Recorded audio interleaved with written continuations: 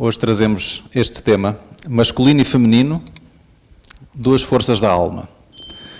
Os mais atentos poderão ter reparado que há uma ligeira alteração ao título, em relação àquilo que está anunciado, mas o tema é exatamente o mesmo, portanto não há aqui nenhuma publicidade enganosa. Fizemos apenas esta alteração para evidenciar a ideia base que nós queremos transmitir com este tema, que é, todos nós enquanto espírito imortal, temos estas duas forças em nós, força masculina e feminina. São dois conceitos que vamos utilizar aqui para sermos coerentes com algumas referências que encontramos na doutrina, nomeadamente na obra de André Luiz, mas poderíamos chamar outra coisa, ok? E vamos explicar o que é isto do masculino e feminino, não de um ponto de vista fisiológico, como nós estamos habituados a pensar, mas de um ponto de vista de forças da alma. Ok? Esta devo dizer que é talvez a palestra mais difícil que eu já preparei nos últimos tempos. Por um lado, não há assim muito material nas obras doutrinárias, ou seja, há bom material, mas está assim disperso, e portanto é preciso ir lá buscá-lo, e não é um tema que esteja assim muito desenvolvido, embora haja alguns elementos interessantes e úteis que nós podemos ir buscar, juntar e refletir sobre eles. Portanto, essa é a nossa intenção aqui.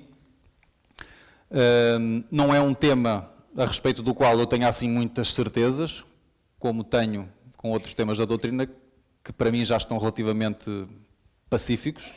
Este é um tema que continua a ser desafiante, e vou trazer aqui algumas passagens e vão entender porque é que essas passagens são tão desafiantes para aquilo que são as nossas noções de hoje. Mas vamos fazer então alguma reflexão nesse sentido. Também é um tema difícil porque nós temos muitos preconceitos a respeito do assunto, muitas ideologias a respeito do assunto. Portanto, é um tema que mexe com muitas emoções, mexe com crenças, mexe com convicções e, portanto, requer algum cuidado na forma como é tratado. Não porque tenhamos medo de ferir suscetibilidades, não temos, cada um tem a liberdade de pensar como entender, mas para que esta discussão seja produtiva e que atinja aquilo que é o nosso objetivo, que é o de trazer alguns elementos que nos ajudem a pensar de maneira informada e esclarecida. Então, o primeiro convite que fazemos é nós procurarmos mudar o nosso ponto de vista. Se nós adotarmos sobre qualquer assunto um ponto de vista puramente material, a nossa conclusão vai ser sempre redutora. Então diz-nos aqui André Luiz, no livro Ação e Reação, criação, vida e sexo são temas que se identificam essencialmente entre si, perdendo-se em suas origens no seio da sabedoria divina. Por isso estamos longe de padronizá-los em definições técnicas inamovíveis. Ou seja, são temas extremamente profundos. Vida, sexo, criação, são temas que se confundem e que nos dizem algo sobre a sabedoria e o amor de Deus. E, portanto, nós não podemos pretender trazer aqui concepções assim limitadas, fixas, para abordar o assunto. Nós precisamos de ampliar o nosso ponto de vista. Não podemos, dessa forma, limitar às loucuras humanas a função do sexo, pois seríamos tão insensatos quanto alguém que pretendesse estudar o sol apenas por uma réstia de luz filtrada pela fenda de um telhado. Okay? Então, não podemos estudar o sexo de um ponto de vista puramente humano, né, olhando para a função reprodutora e achar que, bom, sexo é isso, serve para a reprodução. Há muito mais que se lhe diga. Portanto, é sobre isso que nós vamos falar aqui. Portanto, o primeiro convite que fazemos é adotarmos a postura do, bom, só sei que nada sei. Vamos colocar as nossas convicções de lado e disponibilizarmos-nos para pensar. para adotar outros pontos de vista e para ver até onde é que esses pontos de vista nos permitem chegar. O segundo pedido é que procurem compreender a linha de raciocínio. Não temos qualquer pretensão de convencer, portanto, cada um tirará as suas conclusões, mas gostaríamos apenas que procurassem compreender o que é que vai ser apresentado e porquê. Ora, à medida que estudamos a doutrina espírita, vamos chegando à conclusão que todas as experiências materiais visam uma aquisição espiritual. Okay? Então, vida na matéria não é só para termos um corpo e fazermos outras coisas. Não, tudo na vida tem uma função de servir ao desenvolvimento do espírito. E todas as funções, todas as experiências que nós vivemos na matéria, na encarnação, visam uma aquisição para o espírito. Okay? Ora, a experiência no corpo de um homem ou de uma mulher não é exceção. Isso traz-nos aprendizagens específicas para a alma. Okay? Portanto, a grande questão que vamos procurar responder é: quais são as aquisições espirituais que o corpo masculino ou o corpo feminino nos permite fazer?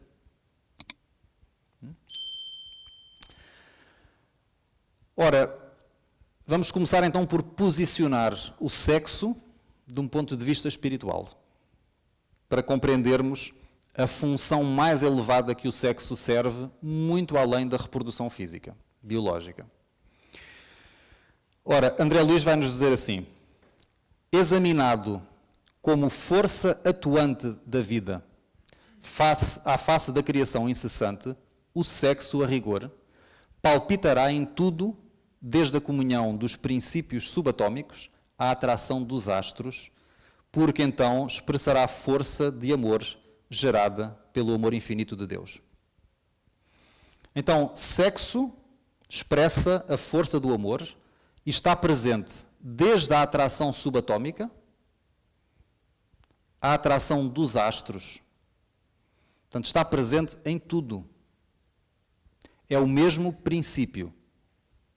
É o mesmo princípio. É a mesma força que se expressa de maneiras muito diversas. Mas é o mesmo princípio, que é um princípio de atração. E a própria influência do Cristo, que se deixou crucificar em devotamento a nós outros, seus tutelados na terra, para fecundar de luz a nossa mente, não será na essência esse mesmo princípio estampado no mais alto teor de sublimação? Então vemos aqui a comparação para mostrar que sexo, na essência, enquanto força criadora e força de amor, está presente nos princípios subatômicos, está presente na atração entre os astros, está presente no testemunho de amor do Cristo para conosco. É o mesmo princípio expressando-se de formas muito diversas. Então, o princípio espiritual começa a fazer as suas primeiras experiências com a energia sexual nos reinos mais elementares da natureza, desde os organismos unicelulares. Essa experiência vai-se complexificando à medida que o princípio espiritual ou o princípio inteligente vai estagiando noutros reinos da natureza, e quando chega à fase do ser humano, então essa força está presente de uma forma muito mais exuberante e complexa. E a grande finalidade é que essa energia sexual se vá sublimando, até que nós um dia consigamos expressá-la da mesma forma que o Cristo a expressou.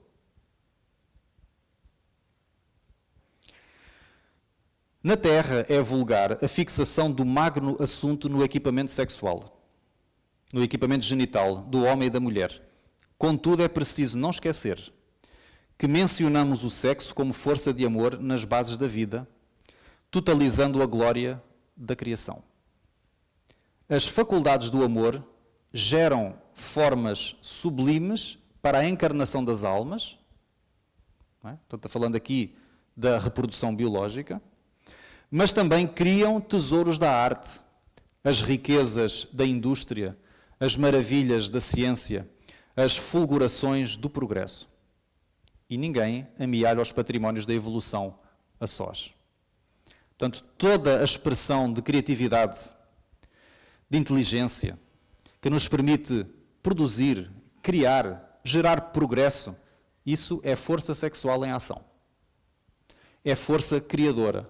Agora, orientada não para criar corpos, mas para criar ideias, para criar progresso, para criar outras obras, no trabalho de colaboração e de serviço uns para com os outros.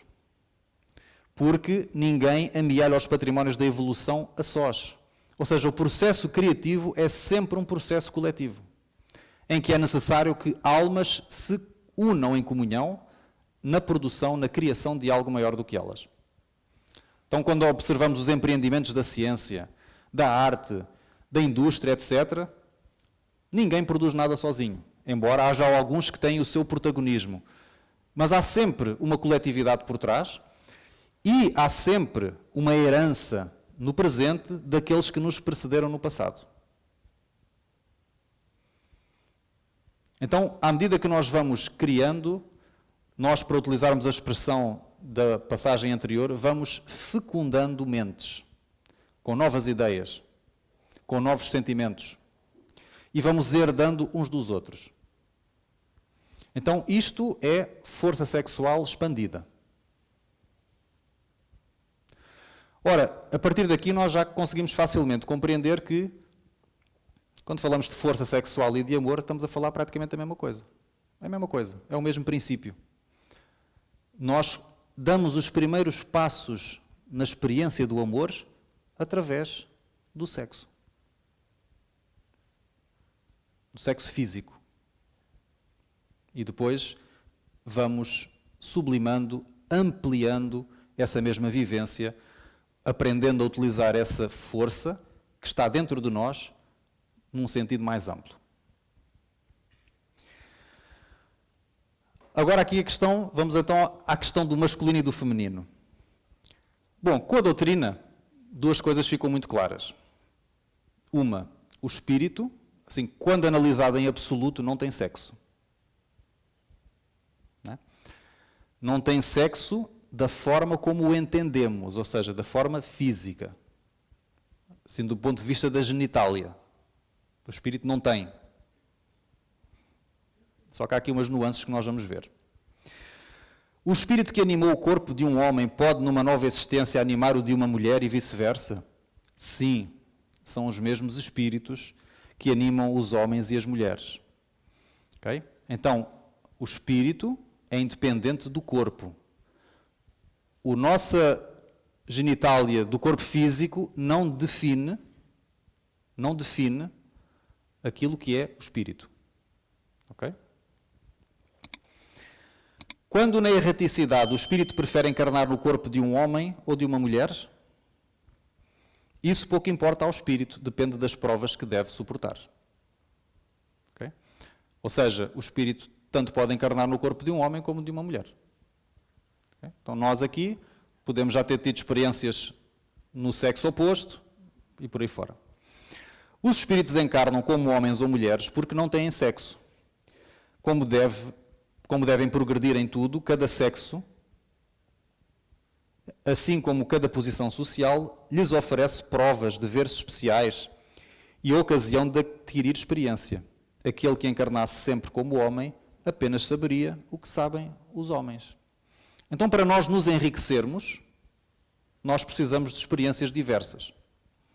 Tanto precisamos de experiências numa posição social de maior proeminência e vantagem económica, quando precisamos de experiência numa posição social menos favorecida, porque ambas as experiências nos dão aprendizagens diferentes. Certo?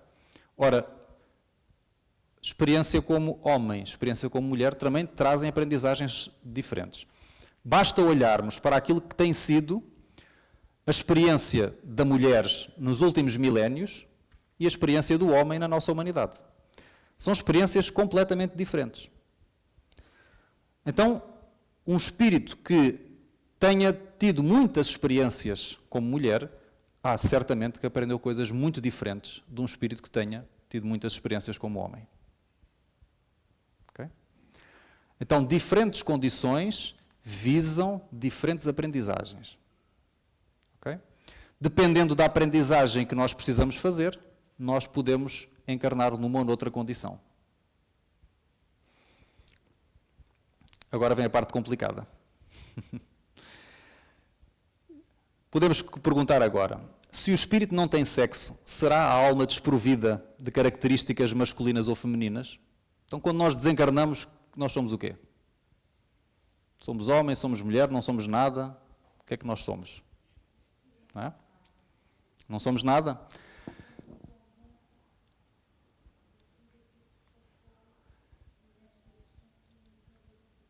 É verdade, é verdade. É verdade. Nós somos um conjunto daquilo que vivemos no passado, mas o que é certo é que, quando nós lemos as obras sobre o mundo espiritual, aqui mais próximo da Terra, nós não vemos lá espíritos sem sexo. Nós vemos espíritos de homem e vemos espíritos de mulher. E é aqui que a cabeça dá o nó. Não é? Então, quando nós vemos obras de André Luiz no nosso lar, espíritos de homem e espíritos de mulher. Quando eles descem às regiões inferiores, espíritos de homem e de mulher. Está lá. Então, o espírito tem sexo, não tem sexo, como é que é isto? Não é? Bom, não tem sexo do ponto de vista assim absoluto, mas do ponto de vista relativo tem. Ora, além da trama dos recursos somáticos, ou seja, além do corpo, a alma guarda a sua individualidade sexual intrínseca. Intrínseca. Então nós, enquanto almas, temos uma individualidade sexual que não depende do nosso corpo. Está a ficar complicado. A definir-se na feminilidade e na masculinidade, conforme os característicos acentuadamente passivos ou claramente ativos que lhe sejam próprios. Ora, a alma guarda a sua individualidade. Vamos ficar com esta ideia para já. E já vamos ver como é que isto se concilia com aquilo que está no livro dos Espíritos. A alma guarda a sua individualidade, que é mais masculina ou mais feminina. Ora, masculino e feminino aqui tem a ver com características mais passivas ou mais ativas. O que é isto do passivo e do ativo? Vamos pensar na feminilidade ou na passividade do ponto de vista de receptividade e de sensibilidade. Receptividade e sensibilidade.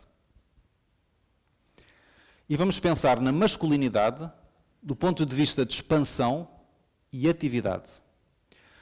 Ora, receptividade, sensibilidade é uma força que orienta o espírito para dentro, para o mundo interior, para o efeito que o mundo exterior tem dentro de si mesmo e lida com o seu mundo interior. Portanto, feminilidade, sensibilidade, a ação no mundo interior. Masculinidade, atividade, a ação no mundo exterior. Faz sentido? Okay. Então, masculinidade é esta força para fora. Olhamos para o mundo material, vemos os fenómenos, vamos estudá-los, vamos mudar o mundo fora. Construir coisas, empreender, etc. Sensibilidade, voltamos-nos para dentro.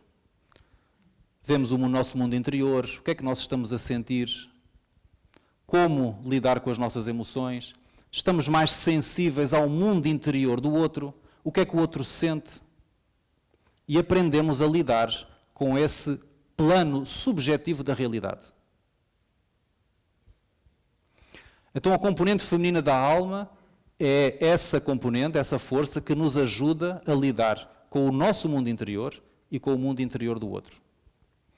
Então, quando falamos de empatia, inteligência emocional, sensibilidade, por exemplo, artística, etc., estamos a falar de energia feminina.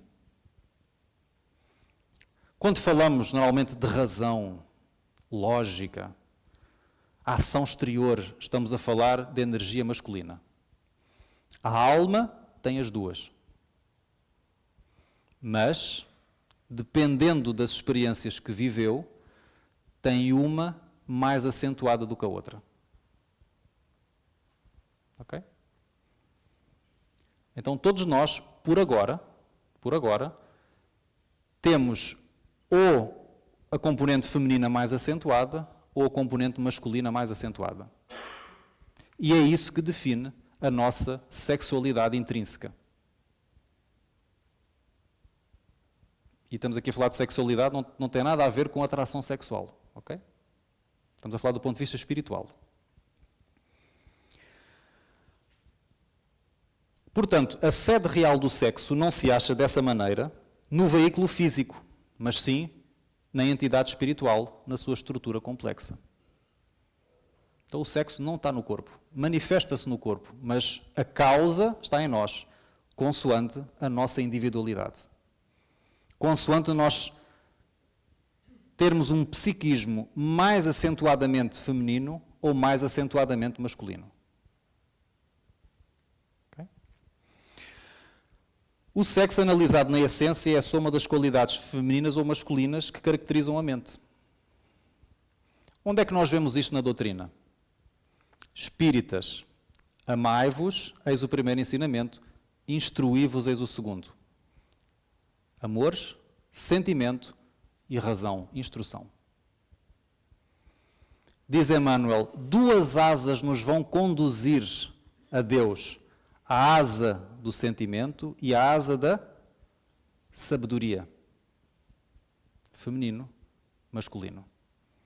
São as duas asas, logo as duas são importantes. Nós precisamos desenvolver as duas. Okay? Ora, agora mais um bocadinho como é que isto funciona. Diz-nos Kardec aqui a respeito da influência do corpo no espírito. Como é que a nossa experiência no corpo vai influenciando ao longo dos milénios o nosso psiquismo? Sofrendo o espírito encarnado a influência do organismo, seu caráter se modifica conforme as circunstâncias e se dobra às necessidades e exigências que lhe impõem esse mesmo organismo. Então, em função do corpo, da experiência material, isso alguma influência vai ter em nós. Não é? Porque uma experiência adversa, uma experiência que nos provoca desconforto, uma experiência que nos traz desafios, a nossa mente tem que se ajustar. Essa influência não se apaga imediatamente após a destruição do envoltório material. Então o corpo não morre e de repente apaga-se. Não é assim. Assim como não perde instantaneamente os gostos e os hábitos terrenos. Então nós passamos pela experiência, vamos desenvolvendo hábitos, vamos desenvolvendo gostos. Quando desencarnamos, esses hábitos e estes gostos vão connosco, porque eles fazem parte de nós. Então não desaparecem assim. Então, um espírito que tenha tido muitas vidas como mulher, numa sociedade repressora, patriarcal, com todas essas influências culturais que nós muito bem conhecemos, vai ter tido determinadas experiências que foram diferentes das experiências que teve um homem. Então, numa sociedade patriarcal, em que durante muito tempo as mulheres não votavam, não podiam estudar, não tinham qualquer interferência na vida pública. Isso era um incentivo, era um constrangimento que forçava a mulher a voltar-se para onde? Para dentro. Ela não tinha espaço para atuar fora. Era muito limitado. Então voltava-se para dentro. Voltava-se para si, voltava-se para o cuidar da família, dentro do lar, e isso fez com que ela desenvolvesse determinadas aquisições no campo do sentimento. O homem que sempre teve, pela sua imposição, pela força, até mesmo por ter tiranizado a mulher durante tantos milénios e oprimido, uma ação no campo exterior. E, portanto, fez aquisições nesse campo. Ora, isso cria condicionamentos no nosso psiquismo. E gostos, e hábitos, e preferências, que ficam connosco, no nosso espírito. E, portanto, nós desencarnamos e continuamos os mesmos. Okay? Se essa influência se repercute da vida corporal para a vida espiritual, o mesmo se dá quando o espírito passa da vida espiritual à vida corporal. Portanto, se ele no mundo espiritual mantém o seu psiquismo mais acentuadamente masculino ou mais acentuadamente feminino, quando reencarna, vai conservar as suas tendências. Não é? Então, numa nova encarnação, ele trará o caráter e as inclinações que tinha como espírito. Mudando de sexo sob essa impressão, em sua nova encarnação, poderá conservar os gostos, as inclinações e o caráter inerentes ao sexo que acaba de deixar. Então, se temos um espírito acentuadamente masculino, que teve muita experiência no campo da masculinidade e que agora encarna no corpo de uma mulher, nós vamos olhar para aquela mulher e vai ser uma mulher de atividade e de força e de... Vamos fazer, voltada para fora. Não vai ser propriamente uma mulher muito sensível. Porque isso está lá, essas aquisições estão lá e vão se manifestar. O mesmo com um homem ou com uma mulher que de repente encarna, ou um espírito mais feminino que encarna no corpo de um homem. Vai ser um homem mais sensível. Ok? Faz sentido até aqui?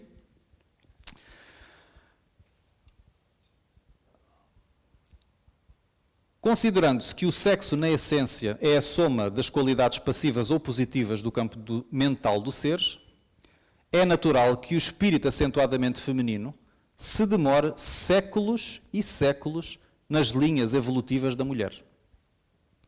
E que o espírito marcadamente masculino se detenha por longo tempo nas experiências do homem.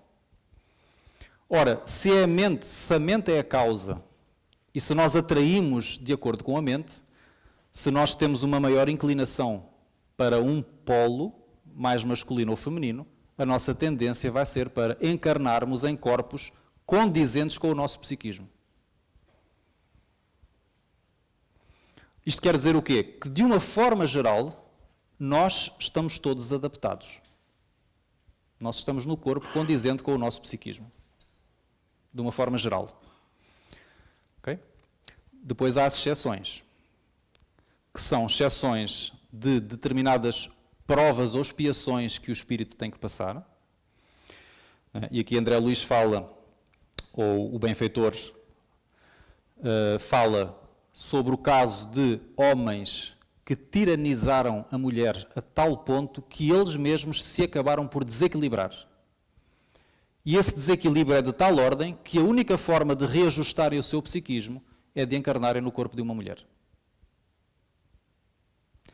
E fala das mulheres que induziram os homens à delinquência e que também se desorganizaram de tal forma que a única forma de reparar é encarnar no corpo de um homem. E depois fala do caso dos missionários que, para executarem uma determinada tarefa, sem distrações, vêm num corpo contrário àquilo que é a sua inclinação, justamente para estarem ali focados naquilo. Para não terem vida amorosa, não terem vida familiar e estarem na sua tarefa.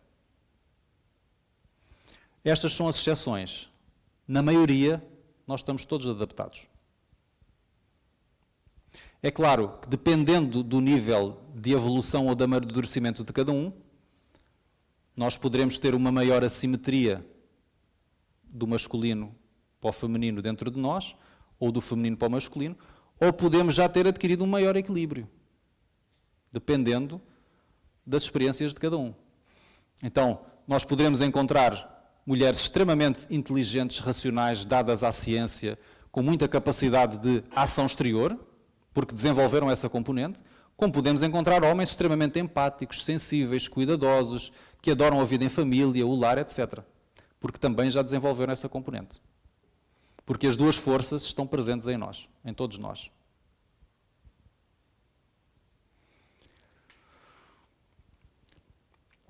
Agora, Kardec disse, ou os espíritos disseram a Kardec que os espíritos não têm sexo.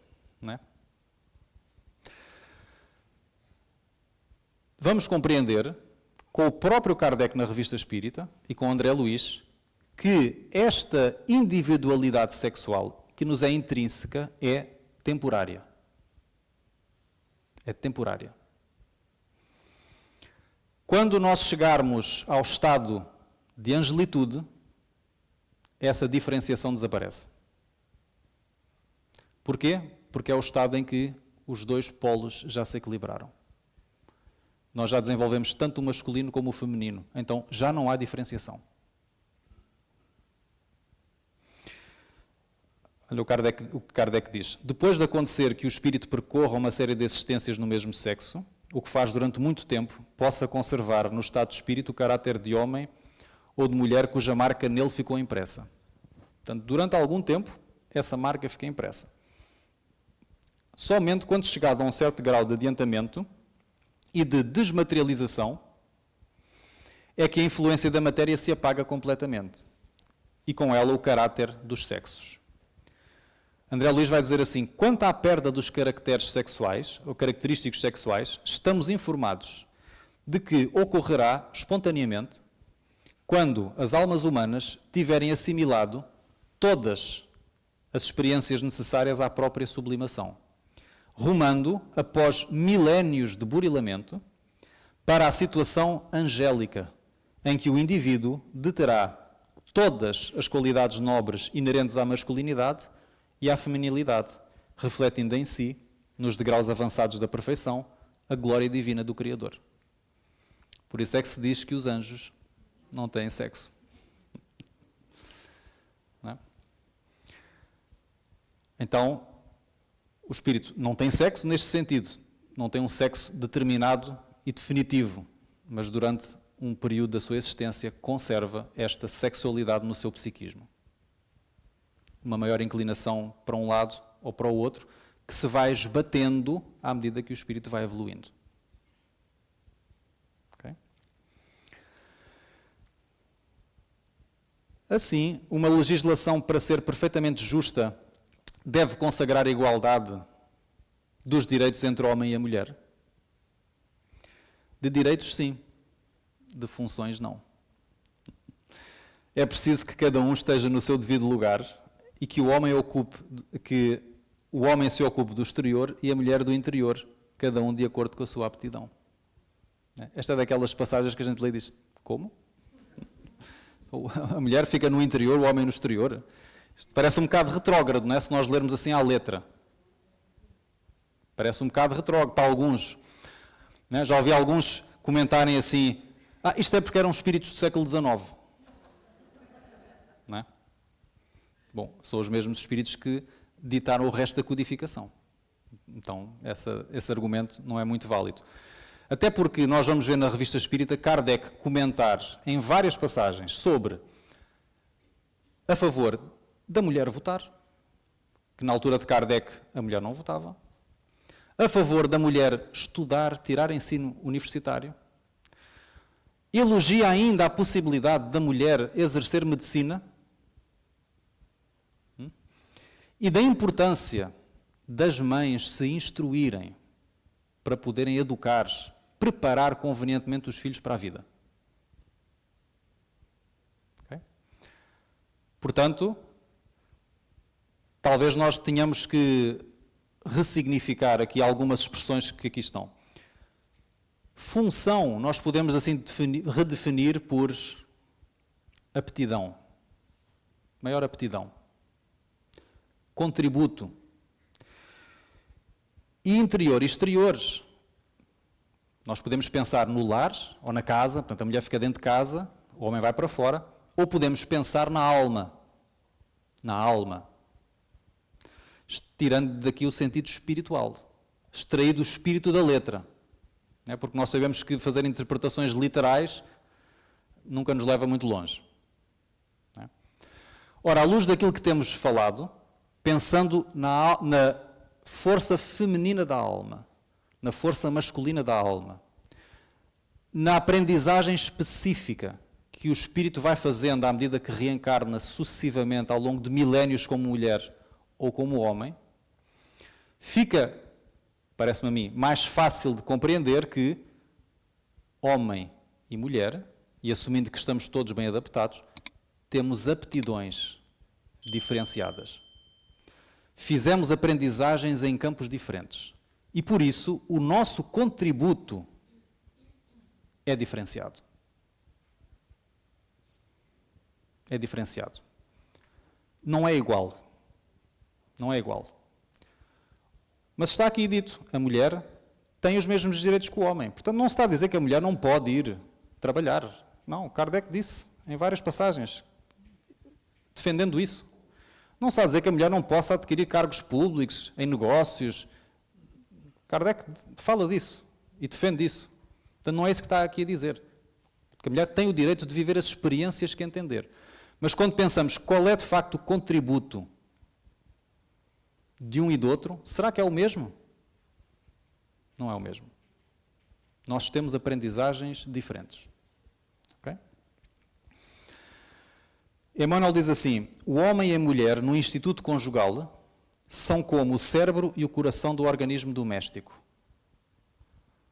É uma linguagem poética. Okay? Que no fundo alude a isto que temos estado a falar. O coração aqui no sentido da sensibilidade do sentimento, o cérebro aqui no sentido de ação exterior, não é? Mais raciocínio. E os dois devem complementar-se. Ambos são portadores de uma responsabilidade igual no sagrado colégio da família. Igual. Não é? E se a alma feminina sempre apresentou um coeficiente mais avançado de espiritualidade na vida,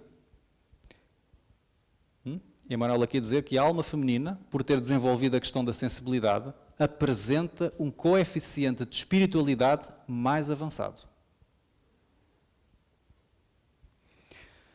É porque, desde cedo, o espírito masculino intoxicou as fontes da sua liberdade. Opressão do homem sobre a mulher.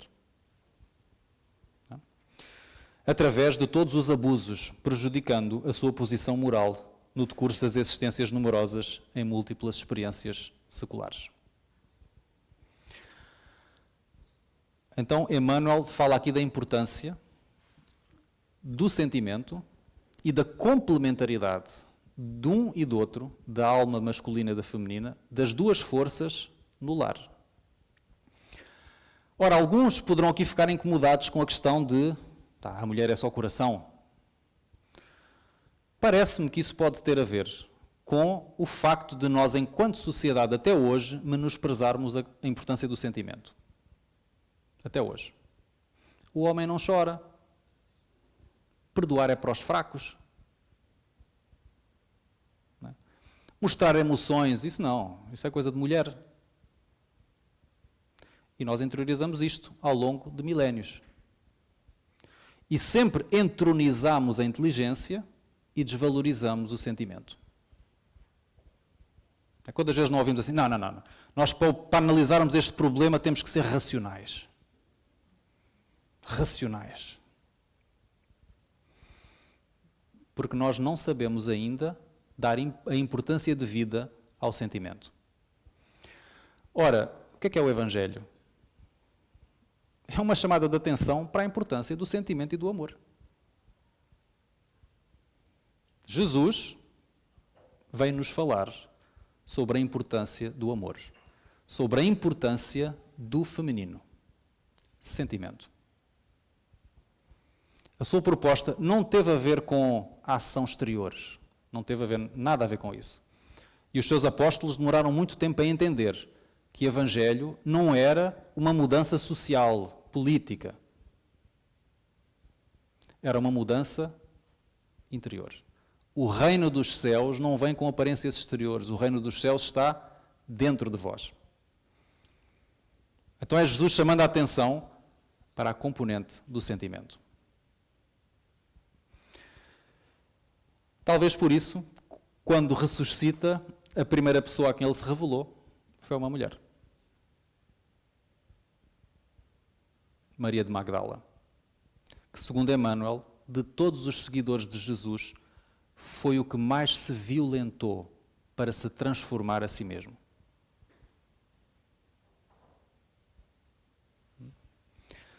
Então, alguns acham que Evangelho, Espiritismo, etc., tem muito machismo.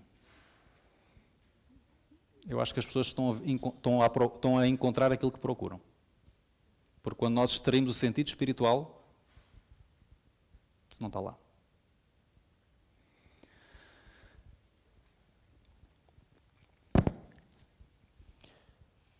Agora diz aqui,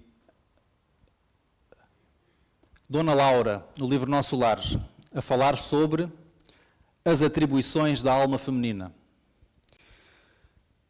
Está a falar sobre o lar e depois começa a falar sobre as ocupações. E diz, as almas femininas não podem permanecer inativas aqui. É preciso aprender a ser mãe, esposa, missionária, irmã, a tarefa da mulher no lar. Não pode circunscrever-se a umas tantas lágrimas de piedade ociosa e a muitos anos de servidão.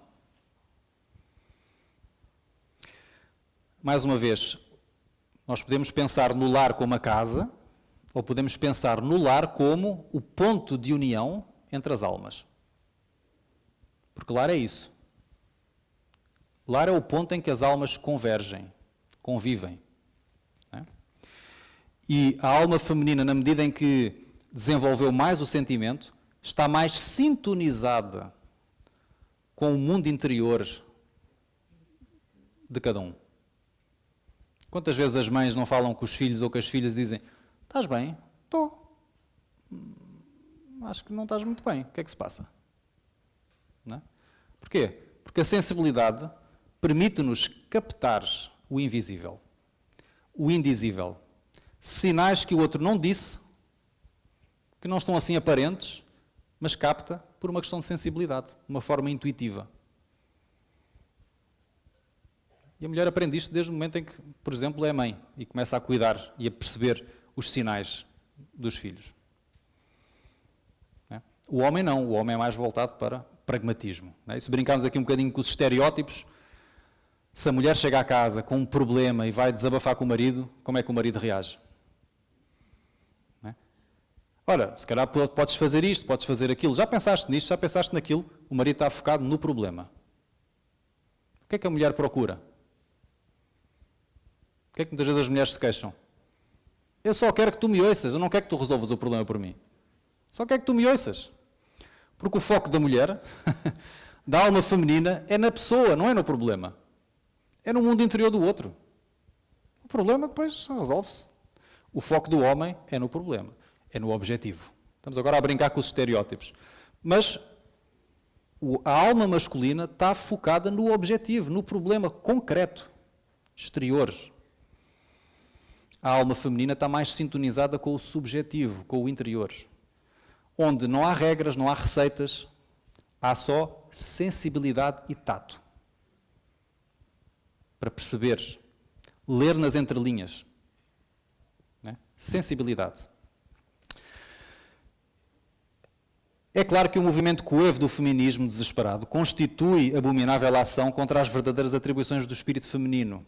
É um movimento de feminismo desesperado, que é aquele movimento feminista que coloca a mulher em competição com o homem.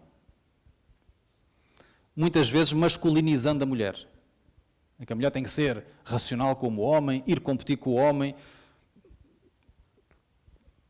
Não é? Nós vemos muitas vezes esses discursos. A mulher não pode ir ao duelo com o homem, através de escritórios e gabinetes onde se reserva a atividade justa ao espírito masculino. Não pode ir ao duelo, no sentido de competição. Porque o desafio é o quê? Complementaridade. Porque nós precisamos de aprender uns com os outros. E aqui, homem e mulher, podemos substituir por alma masculina ou alma feminina. Isto quer dizer que a mulher não possa ocupar cargos públicos? Pode. Se for aí que a vida a posiciona, é claro que ela vai ter que desempenhar esses cargos públicos. A mulher não pode dedicar-se à ciência, não pode dedicar-se ao mundo empresarial? Pode. Mas, tendo uma componente da sensibilidade mais desenvolvida, deve exercer essas funções com a sensibilidade que lhe é própria. Se for governar um país, que o faça com sensibilidade. Se for cuidar do lar dos filhos, que o faça com sensibilidade. Em vez de procurar suprimir a sua sensibilidade para ser só racional como os homens. Ou como a alma masculina. Que faça com sensibilidade. Faça-o com diplomacia. Se vai tomar decisões na gestão da sua empresa, que o faça com sensibilidade para as pessoas. Se vai negociar, que o faça com sensibilidade para o outro. Porque já tem essa aquisição. E essa aquisição deve ser colocada ao serviço daquilo que ela faz.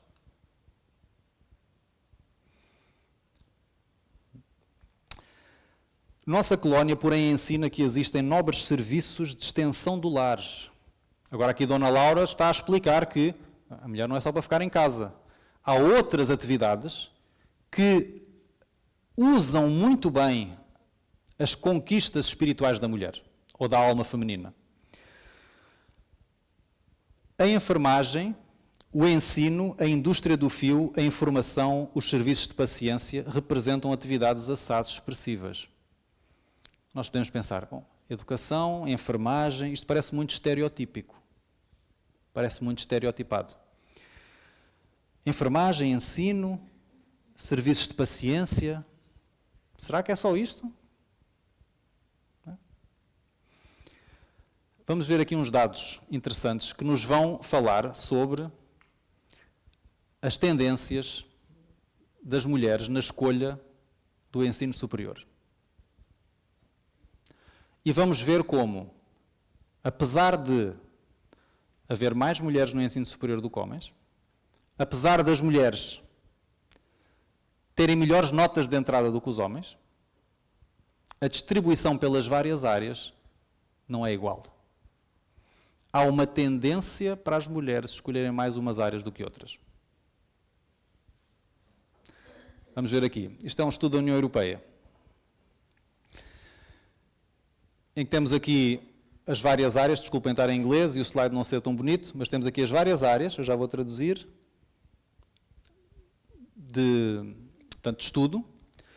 E agora temos aqui a verde, as áreas em que há acentuadamente mais homens do que mulheres. Engenharia, indústria, construção, informação, tecnologias da informação. Agora vamos ver as áreas em que há acentuadamente mais mulheres do que homens. Saúde e bem-estar. Artes e humanidades. Ciências sociais, jornalismo e informação. Há bocadinho estava lá na passagem da Dona Laura, né? Serviços de informação. Educação. Bate ou não bate certo? Não quer dizer que não possa haver mulheres noutras áreas? Então, há mulheres engenheiras, né? Temos ali uma. Como há homens também, né? Que vão para as áreas das ciências da saúde, humanas, etc., psicólogos, enfermeiros, está tudo.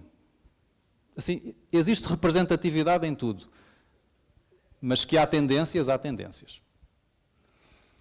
Há áreas em que a mulher, de uma forma geral, se inclina. Com uma forma mais acentuada do que o homem.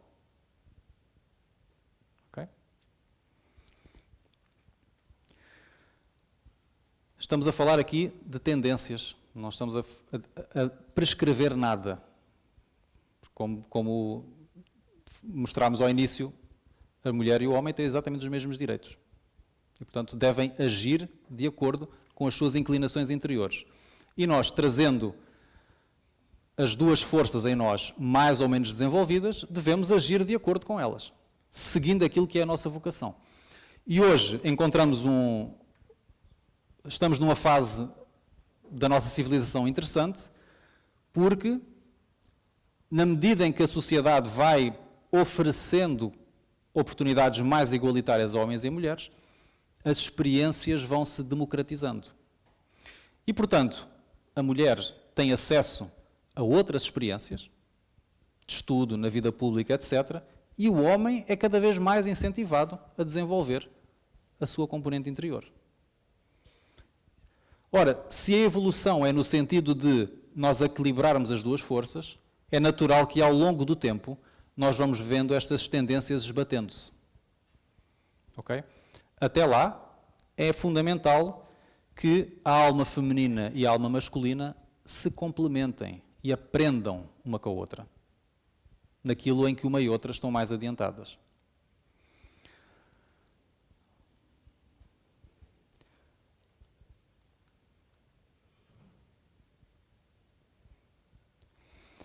O sentimento e a sabedoria são as duas asas com que a alma se elevará para a perfeição divina. Devemos reconhecer que ambos são imprescindíveis ao progresso, sendo justo, porém, considerar a superioridade do primeiro sobre o segundo. O que Emmanuel está a dizer é que o sentimento é superior à sabedoria. No fundo, o que é que estamos a retirar daqui? Que a componente feminina tem um papel fundamental para o equilíbrio da alma. Porquanto a parte intelectual sem a moral pode oferecer numerosas perspectivas de queda na repetição das experiências, enquanto que o avanço moral jamais será excessivo, representando o núcleo mais importante das energias evolutivas. Ou seja, é preferível pecar por excesso de amor do que pecar por excesso de inteligência e de ação. Porque quando nós pensamos muito e agimos muito sem amor, sem sentimento, nós fazemos muitos estragos. Basta olhar para o mundo de hoje. Guerras, competição por território, competição por poder, isto é o quê? Isto é energia masculina completamente desequilibrada. Então nós precisamos muito desenvolver a nossa componente feminina. E para terminar, aqui uma referência. No livro Gênesis, quando fala da criação, há um versículo que diz: E disse o Senhor Deus, não é bom que o homem esteja só, fazer-lhe-ei uma Ezer Kenegdo para ele. Esta expressão tem sido traduzida como ajudante. Mas Ezer significa socorro ou força. Kenegdo significa alguém que está à mesma altura. Uma contraparte. Isto tem sido interpretado por muitos como a mulher sendo inferior ao homem, quando na verdade, quando nós pegamos na tradução, significa que a mulher é uma contraparte do homem. O que é mais interessante é que as outras referências que são feitas na Bíblia, ou as outras utilizações na Bíblia desta mesma expressão, surgem quando Deus se descreve a si próprio. O socorro dos homens. Apelando aqui à importância do sentimento na nossa vida. Nós precisamos desenvolver a nossa componente feminina, todos nós. E para isso precisamos muito de aprender com quem já sabe.